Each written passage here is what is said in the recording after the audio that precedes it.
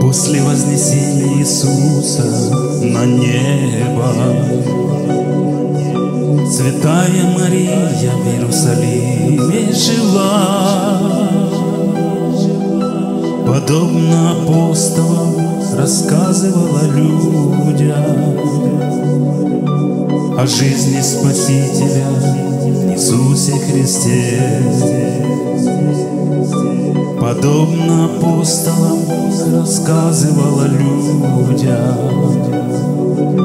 о жизни Спасителя Иисусе Христе. Во время молитвы в саду Эвсиманском,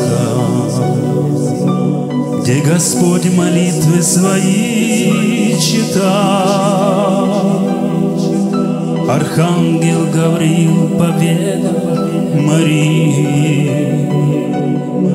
что Успение к ней придет через 3 дня. Архангел Гавриил поведал Марии, что Успение к ней придет через 3 дня.